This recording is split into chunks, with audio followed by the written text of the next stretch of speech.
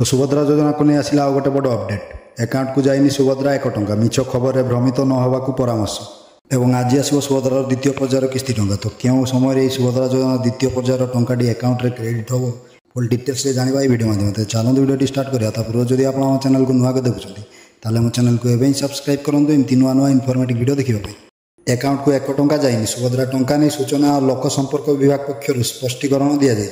हिताधिकारी खाता को 1 टंका जावा खबर खंडन करिछि विभाग सोशल मीडिया रे चलता खबर में भ्रमित न होगा परामर्श दि जाए एपरी कौन व्यवस्था कर विभाग स्पष्टीकरण करिछि प्रथम पर्यायर परीक्षामूलक भाव 1 टंका पठा जाइथिला किंतु द्वितीय पर्यायर एभली कौन व्यवस्था एजावत ग्रहण करा जाई नहीं सुभद्रार ऑफिशियल वेबसाइट अनुकरण करने को विभाग पक्षर अपील करा जाइछि टोल फ्री नंबर 14678 को कॉल करने को विभाग पक्षर सूचना दि जाइछि तो नहीं ट्वीट मध्य करा जाइछि ट्वीट रे लिखाई कि आज सुधा ओडिशार 1,20,000 महिला हिताधिकारी सुभद्रा योजना पंजीकरण कर चलित अक्टोबर 9 तारिख में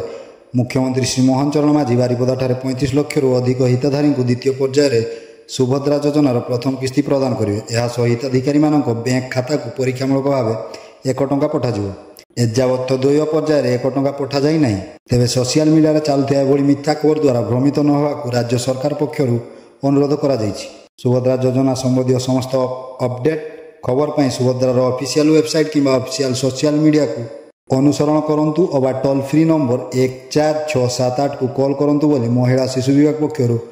सूचित करा जाइछि आज दिन 12टा पूर्व सुभद्रा टंका हिताधारी अकाउंट को आसिबो बोली उपमुख्यमंत्री प्रहलाद परिडा सूचना देइछन्ति से कहते आसंता काली दिन 12टा पूर्व द्वितीय पर्यायर हिताधारी अकाउंट को प्रथम किस्ती पठाइबे मुख्यमंत्री मोहन चरण माझी एनसीपीआई क्लियरेंस थिबा 35 लाख अधिक महिला को सुभद्रा टंका मिलियो उपमुख्यमंत्री प्रहलाद परिडा ओडिशार महिला मानक साधुवाद जणाइछन्ति एजावत 1 कोटी अधिक महिला हिताधिकारी सुभद्रा योजना सामिल होगा लगी आवेदन कर सारे।